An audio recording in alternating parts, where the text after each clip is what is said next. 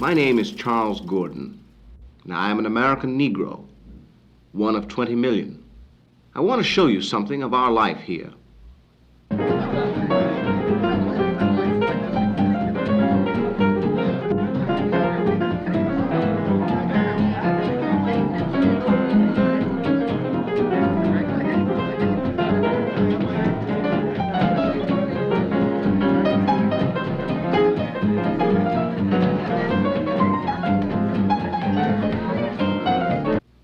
Everyone knows about the Negro musician or singer,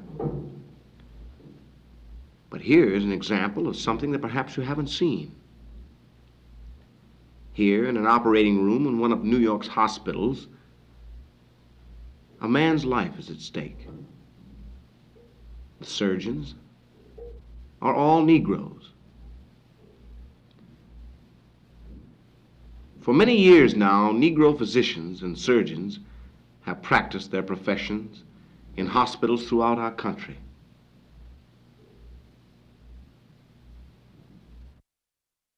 There is great variety in Negro life. We do all kinds of work. We certainly aren't all surgeons. In fact, many of us still do lowly jobs. But let's go out to the part of the country where I come from, the Midwest. Here, many Negroes own their own farms. This farm has been in the family for 3 generations.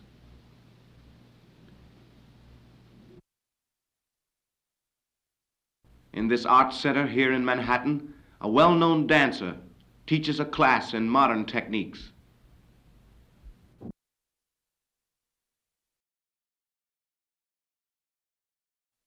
Here is a journalist who works for one of the many Negro-owned newspapers. More and more Negroes are becoming salesmen. For instance, this man sells cars. And here's a nursemaid, a bank teller, a draftsman, a machinist, a welder, a diplomat. In a Park Avenue skyscraper, the vice president of a major corporation. To show you how many of us live, I'd like you to meet some friends of mine who live out in Brooklyn. Roll 'em up, and put 'em in the pan. Some like that and some like coke. Nikki likes it in the pot. 9 days old. This is Walter Beltrop. Sometimes on a Saturday night, if they can get a babysitter, Walter and I take our wives bowling. As you can imagine, Walter's a powerful bowler. He practically throws the ball down to the pin. Walter's wife, Wanzer, used to be a secretary.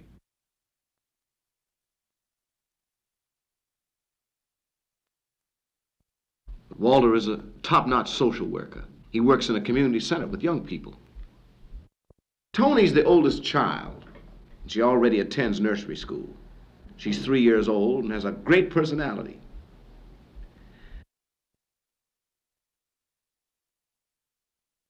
This is Saturday morning. It's the morning that Walter always tries to help out around the house. Many American men like to do a little work around the house. Even I like to wash the dishes now and then. On this morning, Walter's going to help with the breakfast. His specialty is pancakes. Wanzer thinks that Walter's pancakes are a little too crisp, but she tries to humor him. But Tony finds them very tasty. I'd like you to meet another family here in Brooklyn, the Smiths. Marvin Sr. is a parole officer.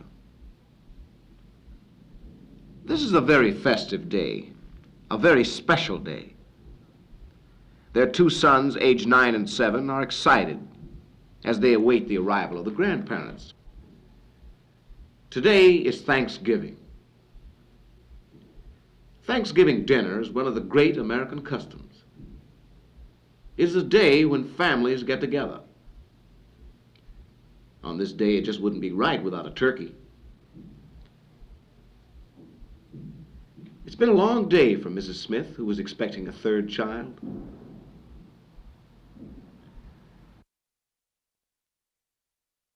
Father says grace. This is the important thing about Thanksgiving: to give thanks for the blessings of the year. To me, Thanksgiving is a day where you home. It's a home day. So you have a lovely home and then take somebody out to dinner on Thanksgiving Day. No, something missing. In another part of town, at an old folks center, people of another generation are celebrating Thanksgiving too.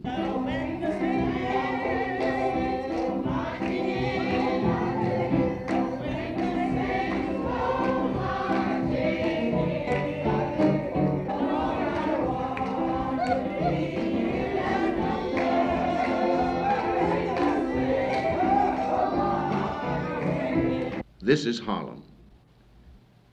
Harlem has always had the reputation of being a place of music, gaiety, and excitement. But to us, it has another meaning. Here, only Negroes live. How did this come about? The Negro was brought from Africa to be sold into slavery. A century ago, slavery was abolished, but a pattern of segregation took its place. Although there have been significant changes, we are still deprived in many instances of full rights and opportunities. For example, there are hospitals in which the surgeons we saw earlier are not allowed to practice. And in some states, we are still restricted by signs like these. Later in this film, we shall see some of the ways in which the situation is changing. But first, let us ask a cross-section of Negroes how segregation affects their lives. Segregation to the average Negro means being held back. He's looking for progress. He wants to move forward in the American mainstream. Segregation holds him back. I think it's something that's ridiculous. You take the white people in the South that, or not only in the South, anywhere, that refuses to allow a Negro man or a Negro woman to sit in a restaurant or to ride next to them in a bus or a train or anything, and then on the other hand turns around and wants a colored woman to come into their home and cook their food and serve them their dinner after having our hands all in their food. I think somebody's got to be crazy there. Up to this present time, it hasn't affected me at all. As far as my work and my social activities, up until this present time, I can say it hasn't affected me. In order to understand how any Negro feels under segregation, you have to realize that from the time of infancy, he has it pounded into him that he's not as good as other people. There are things he cannot do. Don't do this, you can't do this, you can't do the other. It builds into a man a feeling of inferiority, a feeling of frustration, a feeling of resentment. So much bitterness built up in a person and resentment when you know that you're being segregated against simply because you're black and there's nothing that you can do about it. There is something you're trying to do about it. These students are typical of many throughout the country, both Negro and white, who have been effective in breaking the barriers of segregation. Sense the confidence and dedication of these young people as they discuss their plans. Talking about was the possibility of spending your Christmas in jail. I think the most beautiful thing that we could do would be to stage a mass sit-in or some type of demonstration. And if they did not serve us, to remain until they served us. If arrested, to go in jail and refuse bail. That's what I think will have a much larger impact than just mere arrest. I'd like to hear your comments on it and see exactly what you think and how you feel about it. Tommy? We've been getting public sympathy, but not enough by just going in and coming out. And if we decide to spend Christmas in jail, then I'll go. That's all. How many people would actually feel committed enough right now that if it came to this, they would spend their time in jail over the Christmas holidays? Through the years, Negroes have always protested against segregation. But what you see here is an example of a new spirit. In 1956, Negroes in Montgomery, Alabama had come to the end of their patience with segregation. They refused any longer to sit in the back of buses, and in silent protest chose to walk until all public transportation was desegregated. By this simple act, they seized the imagination of millions of Americans. The man who came to symbolize this movement and to give it a philosophy was the Reverend Martin Luther King.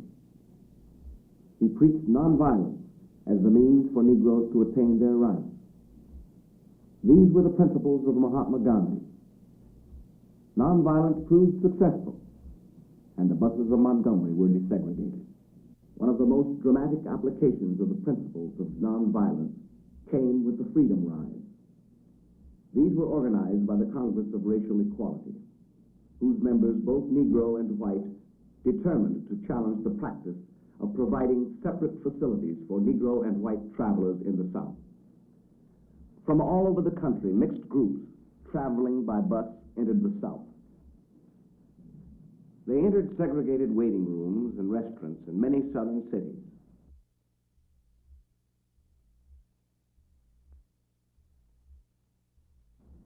In some, they were arrested, but they were determined to succeed even if it meant going to jail. Negroes were jailed for entering white waiting rooms. Whites were jailed for entering Negro waiting rooms.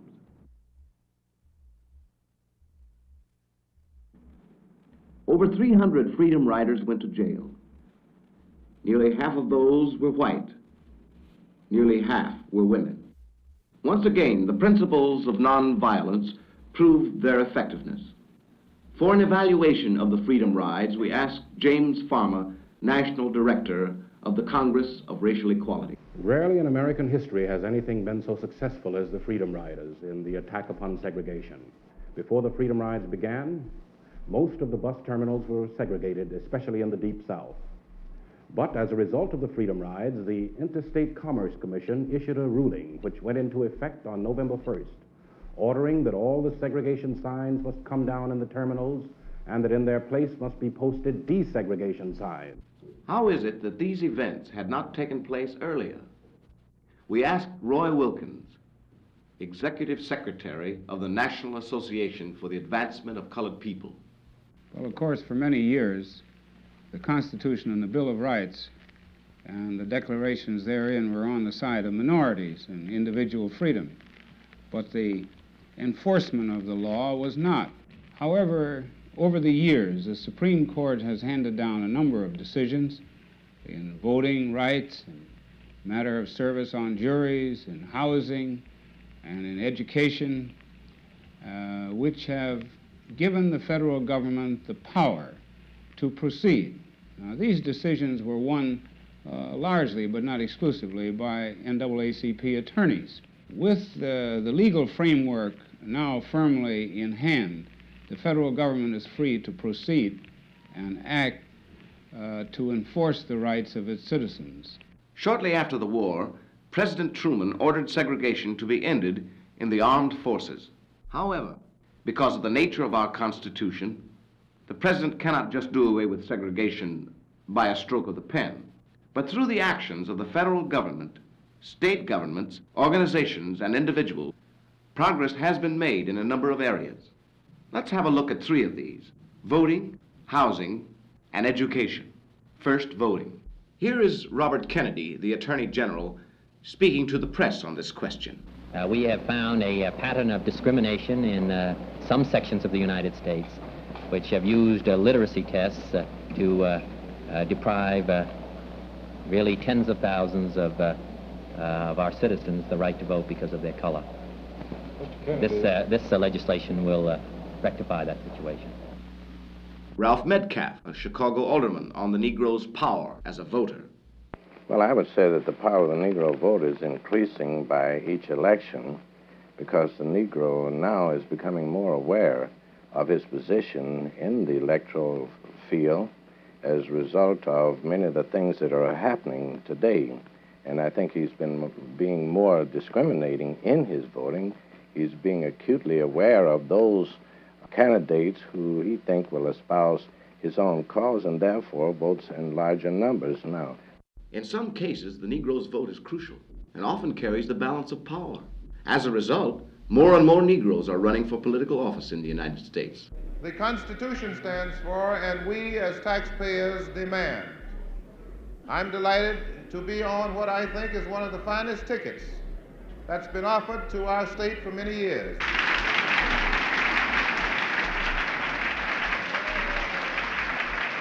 Progress in voting has been reflected in other areas. Let's take a look at housing. In this Chicago suburb, Negroes and whites live side by side. But for many Negroes, housing remains a problem. Whitney Young, National Director of the Urban League, discusses this. So many Negroes do live in substandard housing and slum housing, dilapidated housing, and it does affect the whole family constellation. It's hard to keep a husband and children in an overcrowded housing situation.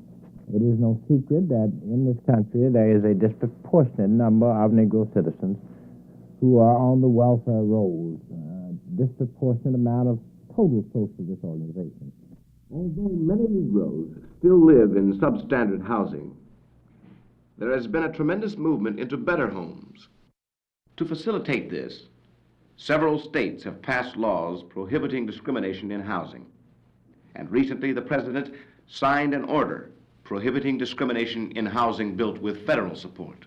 To most Negroes, the most important progress has been in the field of education. This is Little Rock, Arkansas, 1957, when Negro students encountered violence in their attempt to register at a previously all-white school. Traditionally in the South, schools had been segregated. So it is not surprising that there was opposition when the Supreme Court ordered schools to integrate. But violence could not be tolerated. President Eisenhower ordered in federal troops to support the rights of the Negro students.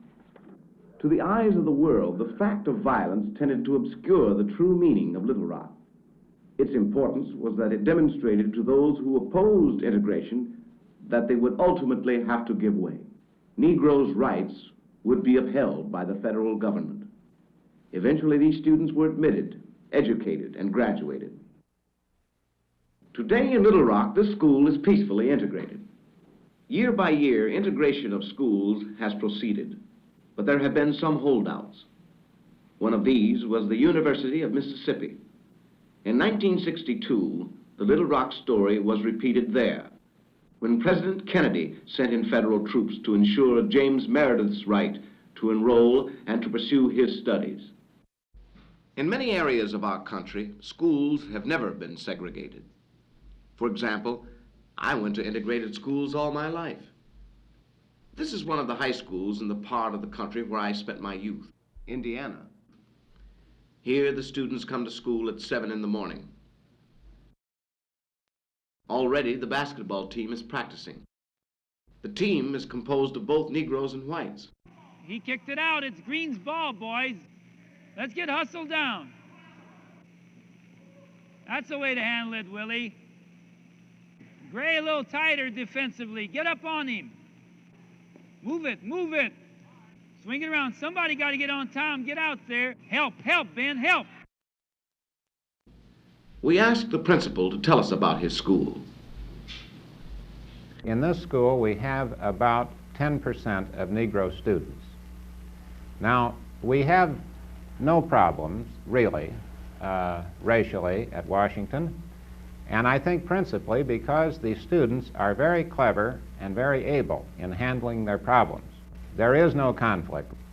It's a completely integrated school insofar as school activities are concerned, both curricular activities and extracurricular. Find the people completely mixed and working without reference to color. The administrative policy and the teachers' activities, the students' point of view, sees no color. We treat everyone insofar as possible as an individual and on the basis of his own merits. William Forrest teaches social studies. We asked him whether his students discuss race relations freely with him. Oh, very easily. In fact, this is probably one of their main concerns. Many times they see something in the paper or in a magazine, they always ask me, well, how do you feel about this, and what's your impression, and what are the real circumstances behind these situations?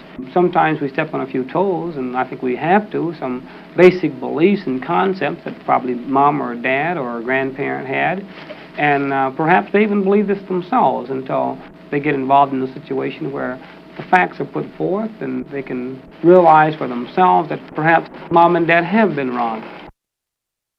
I think this is a really true building step toward better race relationships.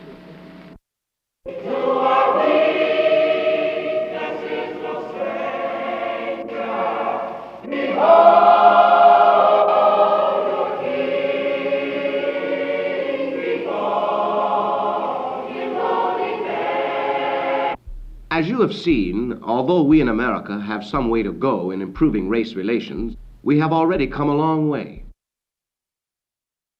How do we Negroes feel about ourselves and our country? I think that much of the change in the Negro's feeling about himself has been brought about as a result of the newly developed countries of Africa. I think that many of us are very proud now of our African heritage. I think black has come to be something that we're all quite proud of.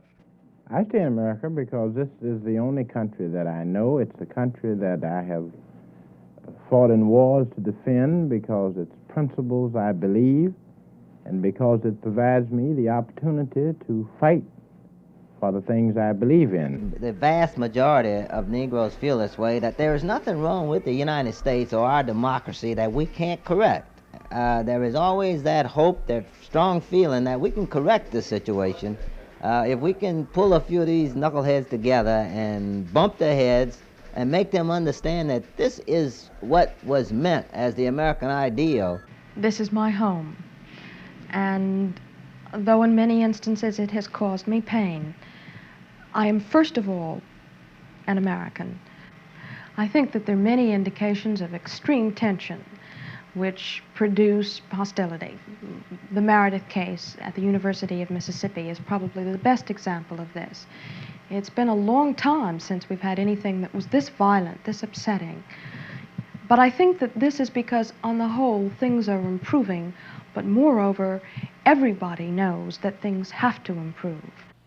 By and large, the 20 million Negroes in the United States work and play just as any other American does.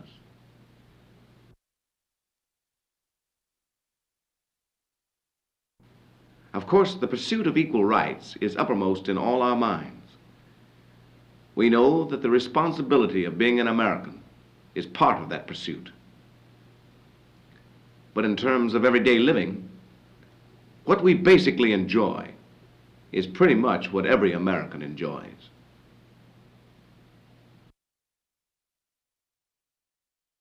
The long and heroic struggle of Negro and white alike against the evils of race prejudice is one of the greatest epochs in our nation's history. It has brought the American Negro to real heights of heroism and splendid achievement. We have broken many shackles and won our way to the front lines of our national, artistic, athletic, and intellectual endeavor. We have become a vital factor in industry, agriculture, and are a decisive force in our general political life. We have truly, in the United States, come a long way, but we still have a good way to go.